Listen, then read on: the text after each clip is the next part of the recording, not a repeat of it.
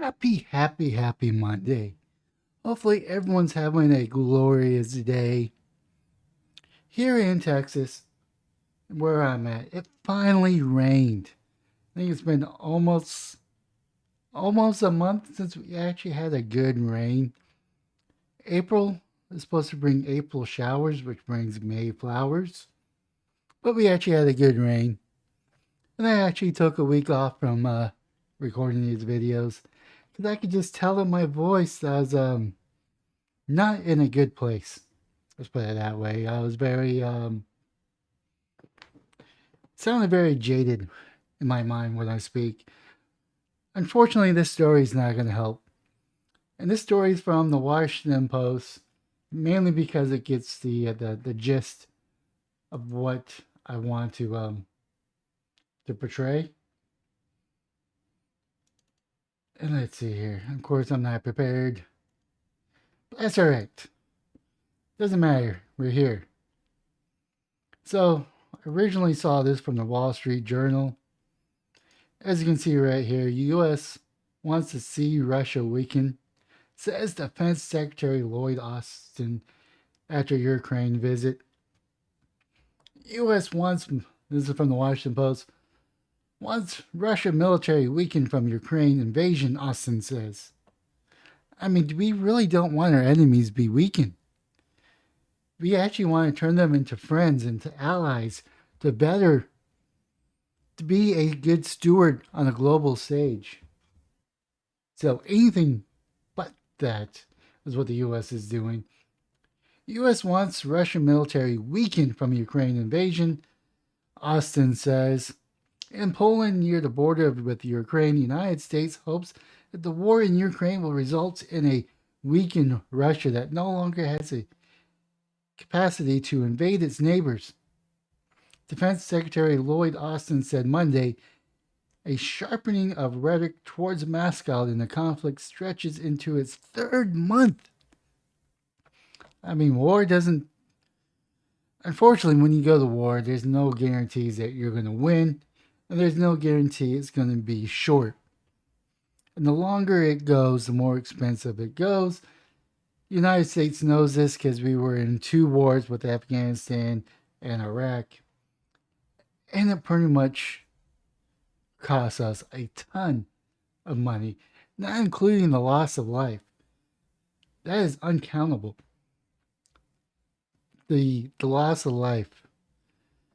But anyways, moving forward, we want to see a Russia weakened to the degree that it cannot do the kinds of things it has done in invading Ukraine, which is really rich for someone in the United States to say. Because I just listed two countries that we attacked and occupied. It's not talking about Libya. That's not talking about the one that's right next to Saudi Arabia. I forget which one it is that we're helping. Let's see here. There's Syria, which we kind of ignored. You got Libya, and then I'm pretty sure there's countless other Middle Eastern countries we just bombed under Obama. That's where he got his nickname, Abomination, because he's gonna bomb a nation. Oh man. But yet this is really rich coming from the United States.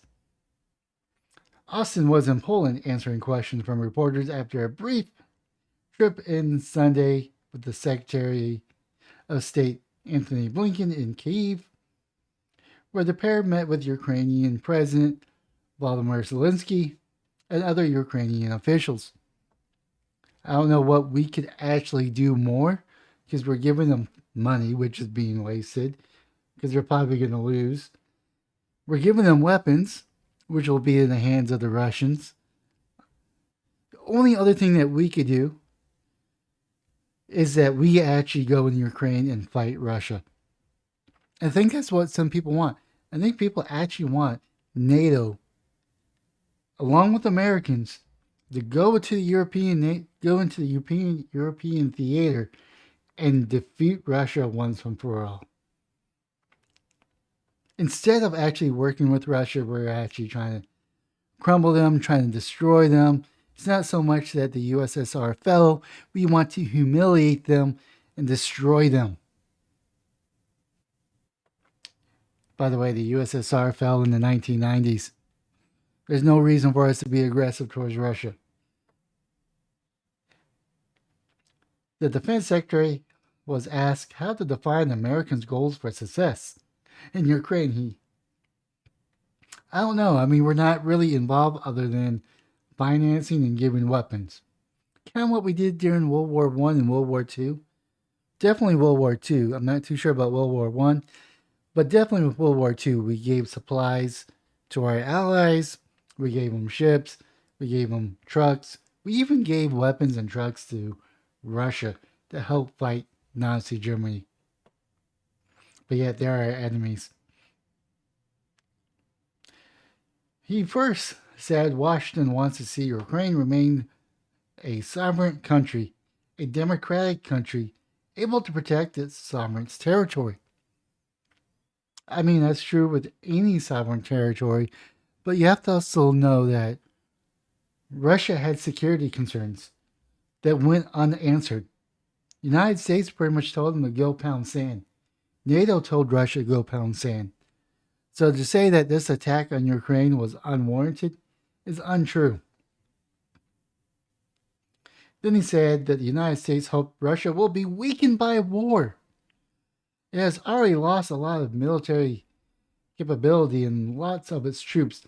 Quite frankly, we want to see them not have a capability of a very quick reproduce in that capability. I can't read. Austin said, you never want your enemies to be weakened because when they're weakened, they're desperate. When they're desperate, they launch nukes.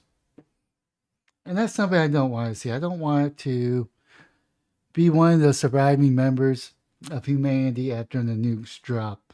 Because that's something I don't want to live through. Hopefully I get front row seats to the impact zones when the nukes drop. Hopefully. Austin says that the United States hope to see international community more united, especially NATO.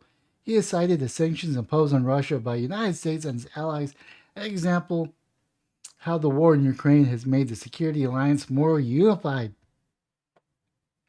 I mean, we could just talk to Russia and address some of their concerns. I'm just saying. Speaking in a hangar in Poland filled with crates of humanitarian aids, including diapers destined for Ukraine, the top Biden admin. Why? Why do they say they have to include diapers? Is that to strike an emotional chord saying that they're killing babies? That babies are being affected by war? Destined for Ukraine, for the top Biden administration official announced more than $700 million in new military aid into Ukraine and other countries. By the way, this got approved in a matter of hours and days, where it took them 6 months to approve COVID relief to give us extra $600 every couple of months if you're on unemployment. So this is just being rubber stamped, approved, voted on in a very short period of time in Congress for Biden to sign his name on, where it took them months of debating to give us American people money in our banks. Yeah, military aid to Ukraine and other countries. Said the United States intends to resume diplomatic operations in Ukraine this week. Blinken said diplomats will begin by making day trips from Poland to Lviv in western Ukraine ahead of the U.S. embassy to Kyiv, reopening its doors to the possible coming weeks. We will have American diplomats back in Ukraine starting next week. Are they going to be safe? Or are you hoping that Russia bombs where they're at so we could actually get involved? Are you trying to trap Putin into attacking Americans? Because it's not a smart move to put diplomats back in Ukraine if Russia has the capabilities of attacking them, unless that's the whole goal is to trap. Blinken said that they'll start the process of looking how we actually reopen the embassy itself in Kyiv, a process that could last a couple of weeks. We're doing it deliberately. We're doing it carefully. We are doing it with security of our personnel foremost in mind, but we're doing it, he said. I mean, it is a powerful message, don't get me wrong. The nuance and the powerful message is not lost on to me. To send a powerful message that we are going to have diplomats in Ukraine sends a powerful message to Russia. Don't get me wrong, I understand symbolism and the message it sends. President Biden on Monday announced that his intention is to nominate Bridget Blink to serve as the next ambassador to Ukraine. Blinken says Brink, who is serving as the U.S. ambassador to Slovakia, is deeply experienced in the region and will be a very strong representative for the United States in Ukraine. Ukraine had not had a U.S. ambassador since 2019 when President Donald Trump removed Marley Lakovich from the position, a move that was scrutinized during Trump's first impeachment inquiry. I did not know that, which is interesting. Blinken and Austin said that their visit to the Ukrainian capital, which Russia forces were unable to capture despite an attempt in the initial weeks of the war, highlight the failure of Putin's aim in Ukraine. But what if the aim was not to conquer Kyiv or even conquer Ukraine, but to ensure that their border was secure? I mean, what if we have it wrong? What if the United States military intelligence has it wrong? We were wrong about the USSR. We didn't even know that it collapsed until months after the fact. And what if we're wrong now? What if we actually don't know Putin's plan? What if this is all going according to plan? And we are just too idiotic in our ideologies. We're too dug into our plan here that we don't see that he's accomplishing his goals because we don't know his goals.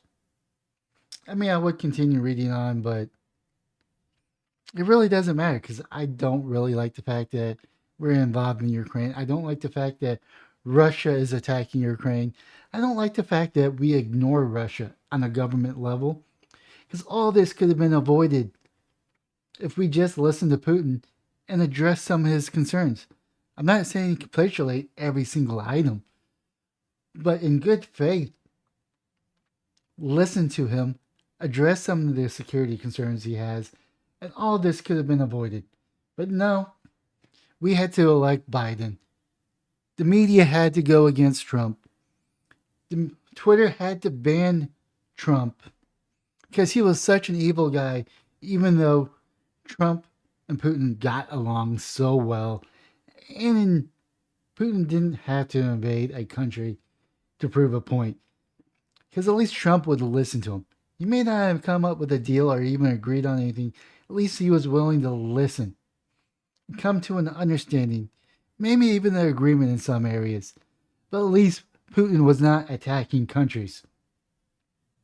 Like I said, all this could have been avoided. It's a shame. Countless lives wasted. All because of what? What does this accomplish? I'm just going to go on a rant. So I'm just going to stop myself here. What are your thoughts of America openly wanting Russia to be weakened?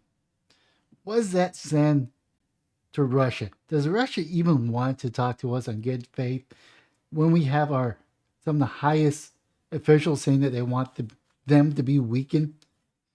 Should even Putin care? Leave a comment down below on what your thoughts are. I'm really curious.